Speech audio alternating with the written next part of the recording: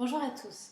Alors pour cette seconde consigne d'écriture, j'aimerais qu'on parte d'un texte de Louis-Philippe d'Alembert. Louis-Philippe d'Alembert que vous connaissez peut-être, qui est romancier et poète avec une œuvre tout à fait conséquente et très très belle. Je vous conseille les deux recueils de poèmes, ces deux derniers recueils de poèmes, En marche sur la terre et Cantique du balbutiement qui viennent de paraître.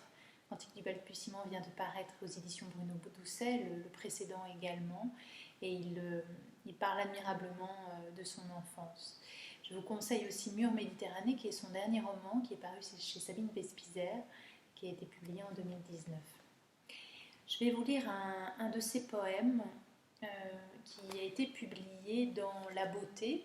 La Beauté, qui est une anthologie qui a été faite à l'occasion du Printemps des Poètes, publiée par les éditions Bruno Doucet. La peau que j'aime. J'aime la peau qui craquelle, la peau qui vergeture, la peau qui fissure, s'étire, plie et ne rompt point, qui porte en bandoulière ses flétrissures, toute honte bue. La peau qui s'est colletée à mille et une blessures, sans se rendre jamais, la peau qui pèle de tant de guerre avec la vie. J'aime la peau lisse de fleurs à peine écloses, la peau vierge de toute égratignure, la peau au sourire de jet dans le noir, tour à tour mate et luisante, la peau albâtre et rose, la peau bridée d'inexpérience et de pudeur, prête à changer de grain et de couleur au moindre émoi. La peau vitrine sur l'intime, la peau aux allures de princesse, dans la fange la plus crasse, la peau catin vautrée dans la soie. J'aime la peau marinée de luxure et de curiosité, la peau qui ne chichite point, qui s'étourdit de plaisir à y laisser la peau. La peau qui grince et continue d'avancer, la peau de vieille carrosserie toute pleine des lustres d'antan, la peau qui nostalgise sans amertume, la peau éternelle assoiffée qui dit hier mais pense aujourd'hui plus que demain, la peau qui vit si m'en croyez, la peau hic et nunc, la peau d'impatience parée, ivre toujours de remonter le sang. J'aime la peau à l'odeur d'ylang-ylang, la peau à l'odeur de citronnelle au petit matin, où quand le jour hésite, tergiverse, avant de basculer dans la nuit. La peau à l'odeur musquée des mangues de l'enfance, celle à l'odeur de fruits exotiques, telle la pêche ou la pomme en cuisson, la peau de thé vert aromatisé d'ailleurs. La peau à l'odeur de sueur, puis de bougainvilliers.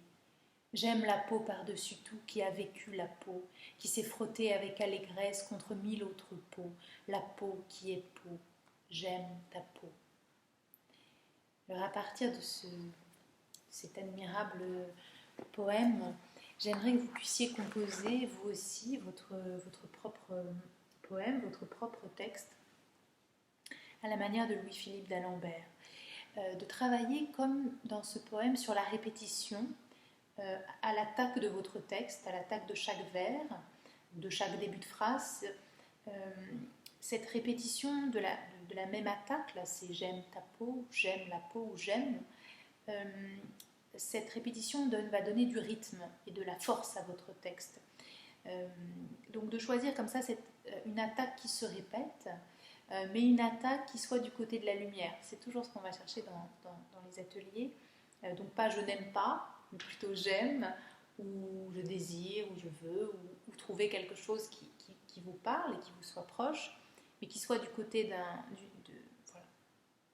d'une note positive. Toujours à partir aussi de ces petits riens. Là, vous voyez, il parle de la peau, alors de la peau de celle qu'il aime et de la peau de toutes celles qu'il a aimées, très certainement. Et il travaille également sur les contrastes de ces peaux. Donc, j'aimerais que vous puissiez, si vous voulez bien, travailler sur vos petits riens, apparemment, qui sont au fond des trésors, avec un regard singulier qui soit porté. Évitez le plus possible tout ce qui va être de l'ordre du cliché ou de...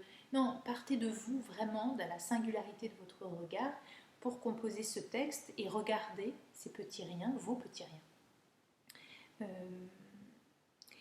La question des contrastes aussi est importante, donc vous voyez, ça prend différentes formes dans ce poème-ci. Trouvez vos propres contrastes qui vont donner du coup du relief à votre texte. et que, la question des contrastes est intéressante dans un texte, donc elle lui donne du relief, mais c'est là aussi où se déploie notre humanité, c'est-à-dire dans les ambiguïtés, dans les paradoxes, dans les nuances aussi. C'est là où se niche l'humain. Voilà, bah, écoutez, à vous. Merci, donc j'attends vos textes, toujours à la même adresse que je vous ai donnée la première fois, bibliothèque avec un S, @cc4. J'ai un doute.